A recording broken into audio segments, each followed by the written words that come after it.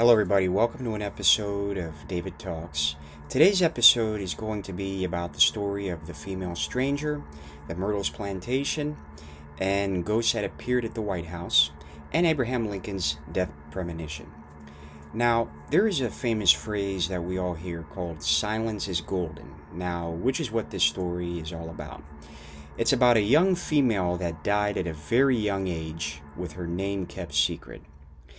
Now, it all starts around the year of 1816 at Gatsby's Tavern in Alexandria, Virginia, and there was a beautiful woman married to a very handsome man. While the couple journeyed their voyage on their vacation, the wife fell mysteriously ill. Now, knowing that something was wrong, doctors and nurses were summoned to attend the young lady.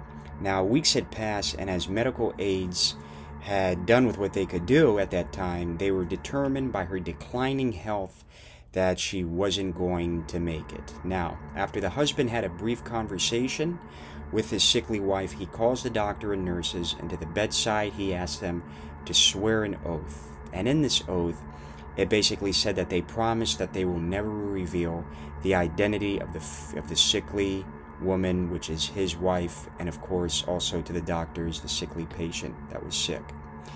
Now, this would be going on forever. Nobody really knew the woman's name because of that. Now, after that, the woman died shortly after, and she was buried at St. Paul's Cemetery, and her grave is marked by an inscription that basically reads, "To the memory of the female stranger whose mortal sufferings terminated on the 14th day of October, 1816, aged 23 years and 8 months. This stone is placed here by her disconsolate husband, in whose arms she sighed out on her latest breath, and who under God did his utmost even to soothe the cold dead ear of death." Now, who is the female stranger? And has she been seen roaming during the afterlife? Well, there have been reports of her apparitions over the years. Now, one interesting story involved a gentleman who was a tour guide at Gatsby's Tavern. Now, while sipping on his punch all by himself, as he's sipping it, he looks over to the hallway and notices a very attractive woman standing all alone in the hallway. Now, thinking that she is part of the reenactment of the party, just like this gentleman was, he decides to go over and talk to her. Now, as he decides to go and talk to her, the man followed this strangely dressed woman into one of the tavern's rooms. Now, in one of the rooms, it was room number 8. But she had vanished when that happened.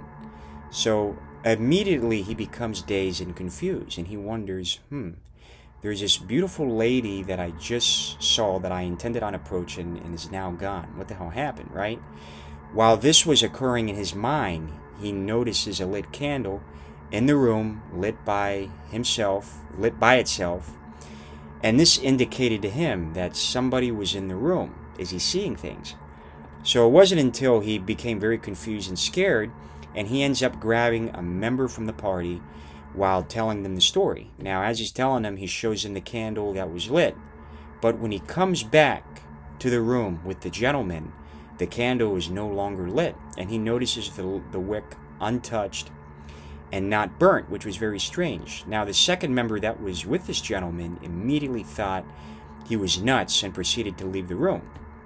So the gentleman still was very confused, went physically up to the candle and touched the wick, and he notices the wick was warm to the touch. Now, how that candle was able to light up and still not be burnt to the wick was unnerving to him. Now, another story involved a young college woman who worked at the Tavern restaurant years later.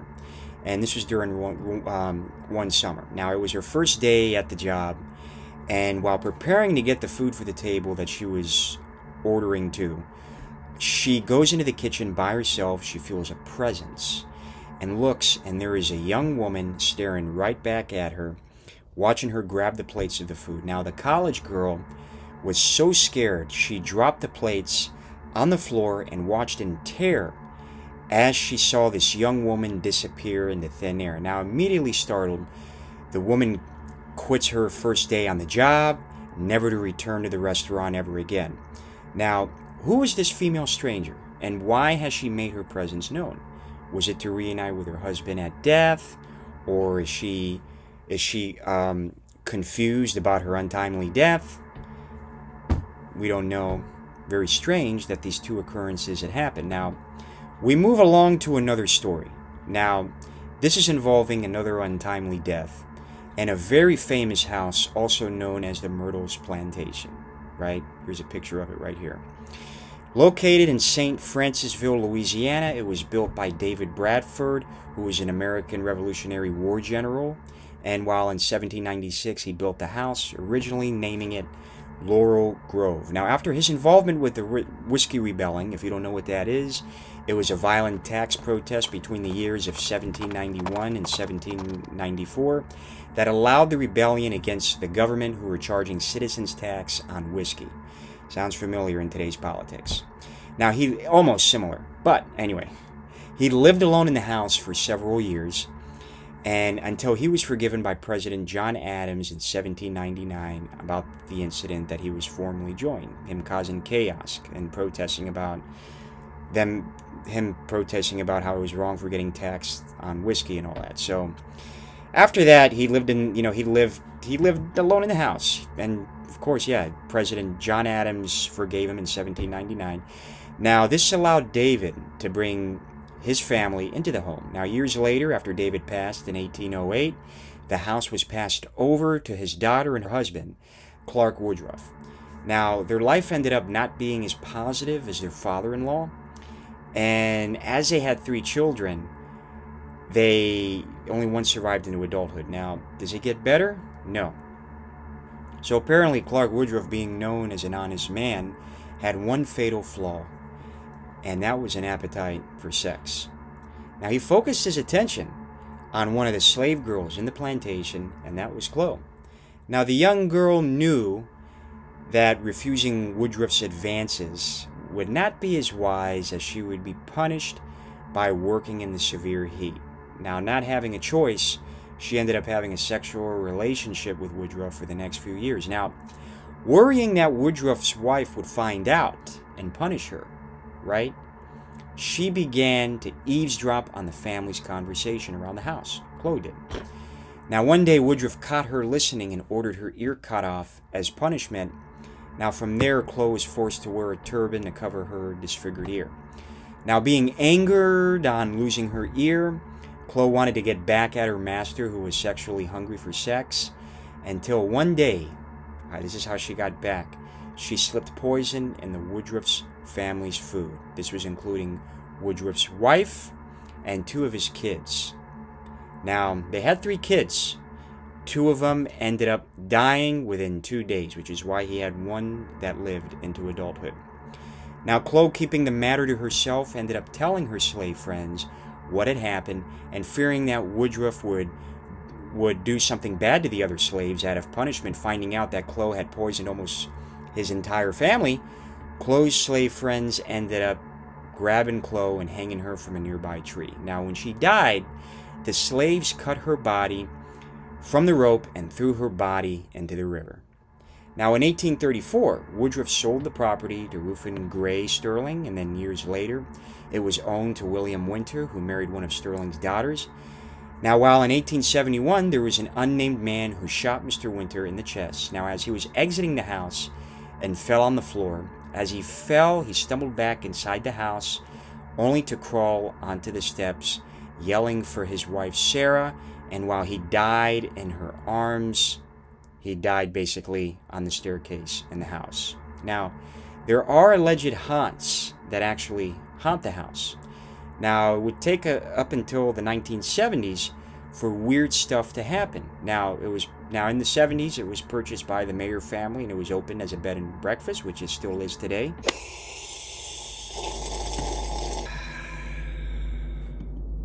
Now, I want to show you a picture right here. This is a picture of the mirror that is inside the house, and it's at least 200 years old, and you're not going to believe it. It looks like a very innocent mirror, but there is some crazy stuff that's happened into this mirror. Now, guests have reported seeing the apparition of a young girl wearing a turban in the mirror, which is believed to be Chloe, and the female slave who was executed amongst her slaves, Chloe, disappears into thin air, guests have reported.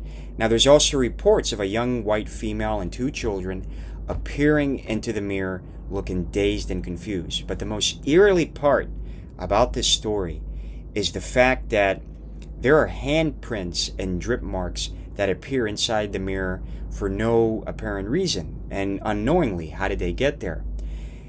Now, there's been people that have tried cleaning the mirror, trying to remove the residue that mysteriously appears in the mirror. No luck.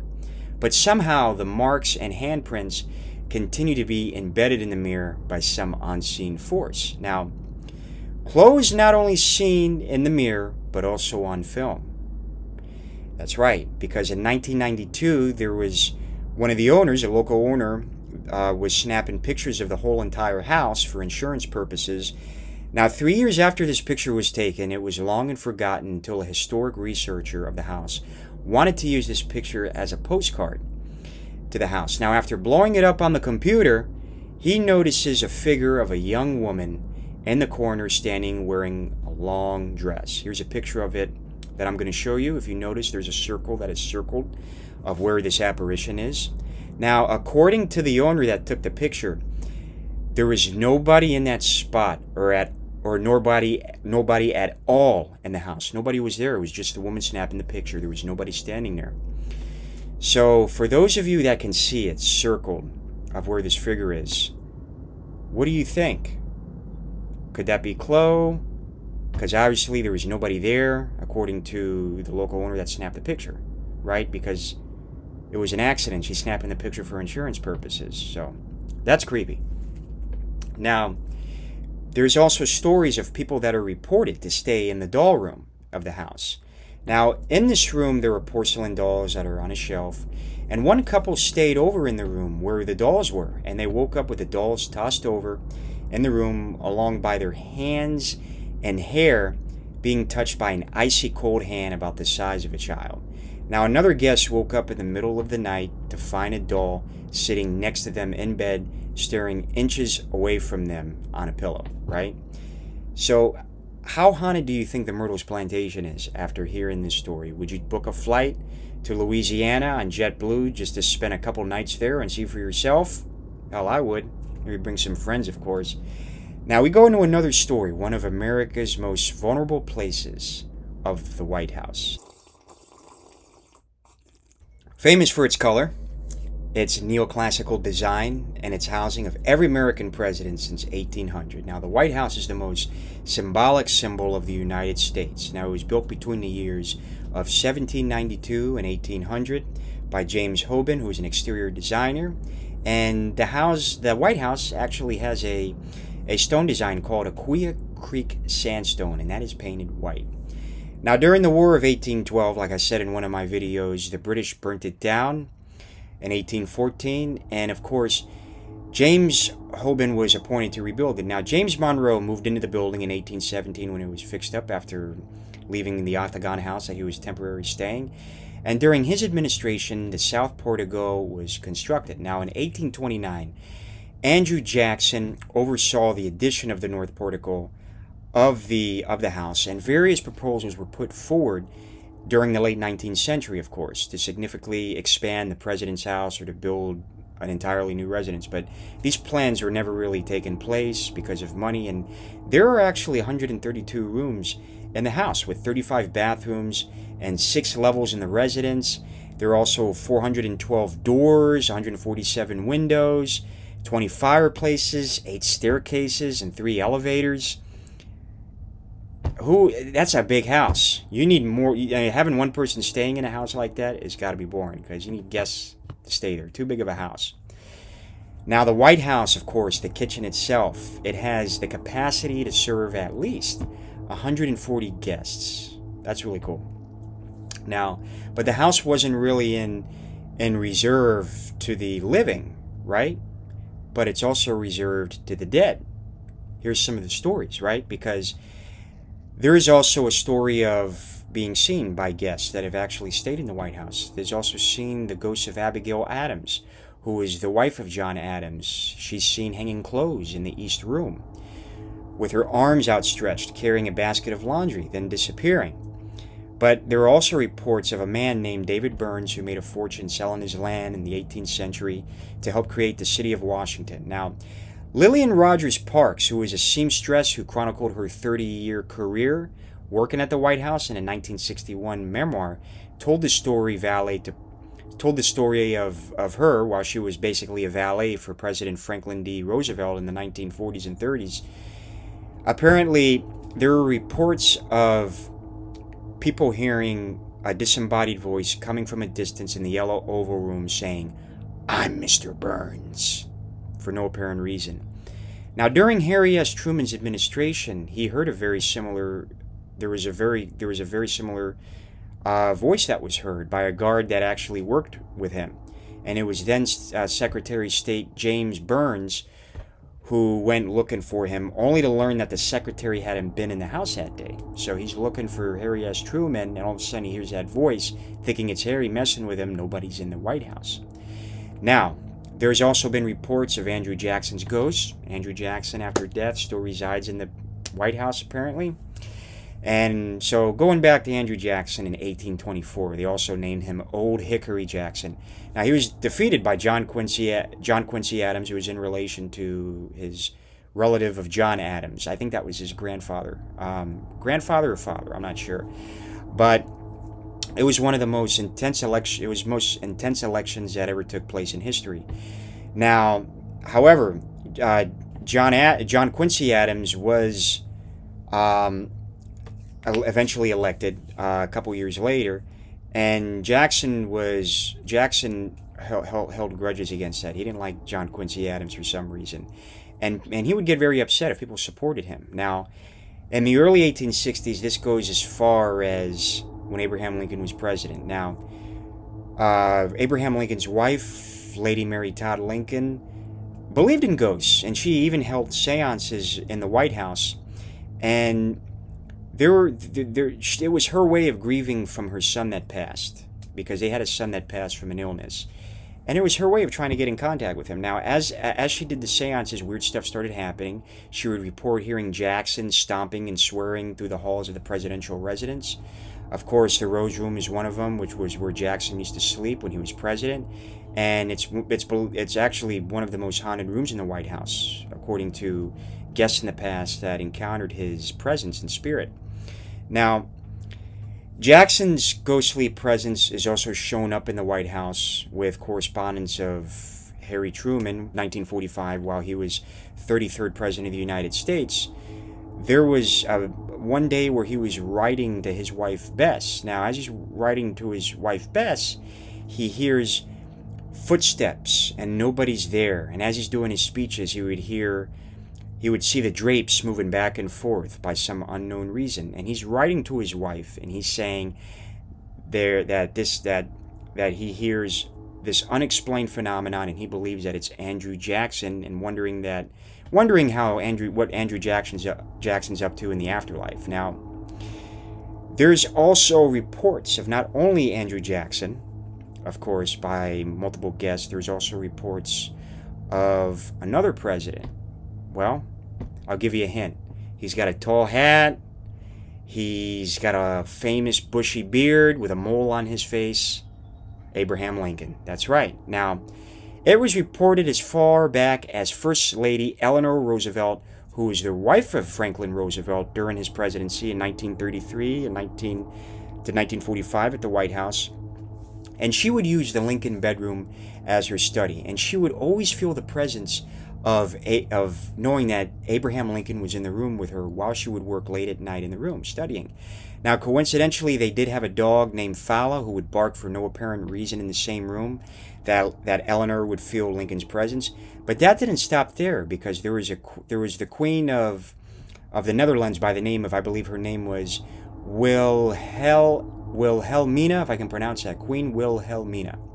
Now, she reports a story regarding that. Now, one day she was in one of the bedrooms, of course. All of a sudden, in the White House, she hears a knock on the bedroom door one night. Now, as she gets up to answer it, she immediately sees a man wearing a long black trench coat with a tall hat, bushy beard, staring right at her. like that. Now, the gentleman tips his hat to her and immediately disappears into thin air, realizing that she just saw the former late President of the United States, Abraham Lincoln. She immediately screams and leaves the room. But she's not the only witness as to Lincoln's ghost. There's also British Prime Minister Winston Churchill, who actually reported this. Now, he was visiting the White House more than once, a couple times during World War II, and he told a story that he was in the bathtub one day enjoying his cigar, meditating and stuff, relaxing from a hard day's work, until he gets up out of the bathtub, bathroom naked, walks into the room where the fireplace was, and all of a sudden, with the cigar in his hand, he sees the ghost of Abraham Lincoln sitting by the fireplace in his former room where he would do his studies and speeches. Now, Churchill, who was always quick with responses like that, because he was very quick on uptakes, he simply took his cigar out of his mouth and tapped the ash at the end of his cigar and said, "Good evening, Mr. President. You seem to have me at a disadvantage." As soon as he said that, Abraham Lincoln smiled very softly as if he was laughing and then disappeared. Now, hearing that story, why was Abraham Lincoln smiling and laughing? Perhaps he was intrigued that even at his death, he was still remembered very well as one of America's most formal, interesting presidents of the United States during the 1860s. But while he was alive, how did he feel about death? Well, there's another story, and I'm going to be talking to you, finishing it off with Abraham Lincoln's death premonition. He had a death premonition. It's very famous for that. People know about it, some people don't, but in case you don't, little did you know that Abraham Lincoln almost died a couple times before he was shot by John Wilkes Booth. Now, one of the first incidences was the famous hat incident. Now, in 1864, 9 months before he was fatally shot, he was riding to the old soldier's home outside of Washington, D.C., alone. All of a sudden, there was a gunshot that rang out, and his horse got so scared, started running. Now, when President Lincoln arrived to where he wanted to go, he ended up leaving his hat to where this incident took place. Now, the following day, 2 of the soldiers went looking for the hat to retrieve it because he wanted it back, and they discovered that in the path of where they discovered where the hat was, there was a musket ball hole through the side. Now, President Lincoln, for his part, dismissed the incident as a likely hunting accident, and he told the soldiers that rumors of an assassination plot would be dangerous. So he was very worried that if there was an assassination plot that was going on that people knew about, it would stir society up and get him very upset. So he kept it very calm about that. Now, President, of course, Lincoln, at the same time, though, he dismissed the incident as just like a hunting accident, that they didn't mean to shoot at him, and that so that's what it was. Now there was also another story of where he was almost shot in battle. Now, on July 2nd in 1864, there was an officer standing next to President Lincoln who was shot in the leg, and he was visiting Fort Stevens, located outside of Washington, D.C. At the time, this was the closest that an American president ever came to being shot in battle while in office, and it's likely that it was Confederate sharpshooting snipers who were responsible, who were even shooting 1,000 yards away with the help of a gun, such as the sniper rifle. Now, there was even another assassination attempt where they wanted to blow his ass into the White House. Crazy, right? All a year before he was killed. It happened actually a week before he was shot, actually.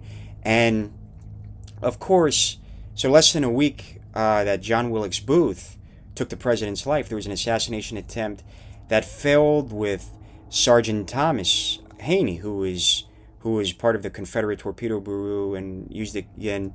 And he was an explosive expert with a mission. Now, he had been ordered to enter the White House by conspirators to blow Abraham Lincoln's dining room while he was eating food. That was the plan. Now, the idea was while he was eating, there would be shrapnel that would be that would be laid out in the room, which would cause the room to collapse.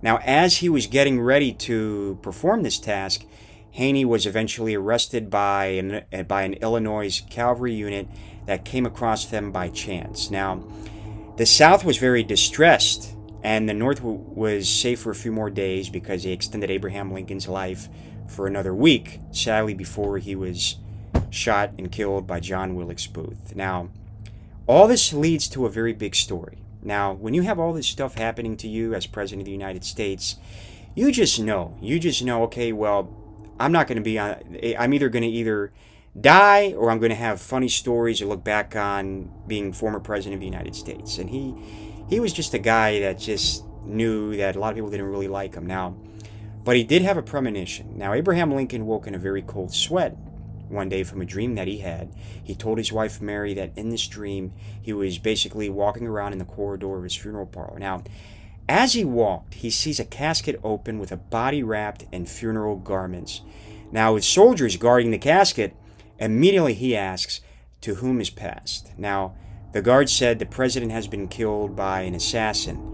And from there on, 3 days later, after he had that dream, he was shot and killed by John Wilkes Booth. Now, if you observe that story, knowing that there were guards guarding the casket, there's a similar picture of him while he was laying dead in the casket of guards. Now, you kind of wonder, this was almost like an exact vision of a mourning process of what would be his vision of his own funeral, because guards are in the dream, hence the fact, if you look into this picture, there are guards while he's laying in the casket. Now, after hearing this story, everybody, the female stranger, the ghosts that haunt the Whitehouse, and Abraham Lincoln's feeling of impending doom, what could this all mean? That truth is stranger than fiction, and that the dead are still very curious about what the flesh still has to offer. Now, everybody, hopefully you enjoyed this episode. Have a great day, and remember, subscribe and please like.